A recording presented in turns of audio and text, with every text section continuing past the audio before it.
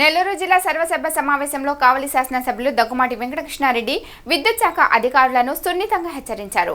సహజ వనరుల వినియోగంపై ప్రధాని మోడీ, సీఎం చంద్రబాబు పీఎం సూర్యఘర్ పథకం ద్వారా ప్రత్యేక దృష్టి సారించిన అధికారులు అలసత్వం బృహత్తర పథకం నీరుగారుతుందన్నారు. సోలార్ విద్యుత్ వినియోగం ప్రయోజనాలను ప్రజలకు వివరించి అవగాహన కల్పించాలని విద్యుత్ శాఖ అధికారులకు సూచన చేశారు.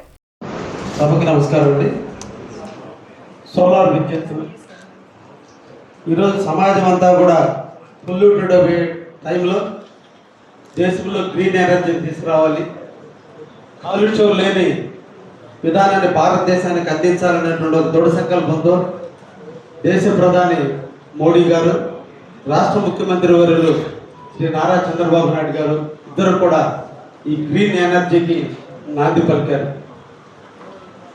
భవిష్యత్తు తరాలకి మన నిధి నిక్షేపాలను క్షేమంగా ఉంచుకుంటూ భావితరాలకి ముందుగా బాట వేయాలనే ఆలోచనతో, సోలార్ ఎనర్జీని వాడుకోవాలన్న ఆలోచనతో ఈ రోజున పిఎం ప్రధానమంత్రి సూర్యఘర్ అనేటువంటి ఒక కార్యక్రమం ద్వారా ప్రతి ఇంటిలో కూడా ఎవరైనా కూడా సోలార్ విద్యుత్తుని ఏర్పరచుకోదలుచుకుంటే సబ్సిడీ కింద ఇచ్చేటువంటి పథకాన్ని ఈరోజు రూపకల్పన చేసి నిన్న ఫిబ్రవరి 15వ తేదీన దేశవ్యాప్తంగా ఈ పథకాన్ని ప్రవేశపెట్టడం జరిగింది.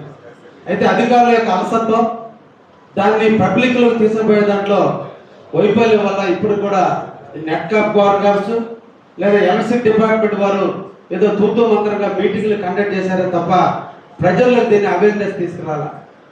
ఇప్పటి వరకు మీరు ప్రధానమంత్రి గారు ఫిబ్రవరి 15వ తేదీ ఈ పథకాన్ని ప్రవేశపెడితే ఈ జిల్లాలో ఎంతమంది హౌస్ హోల్డ్స్కి ఈ స్కీమ్కి రిజిస్ట్రేషన్ చేసుకున్నారో మీరు ఈ సమావేశంలో చెప్పాలి.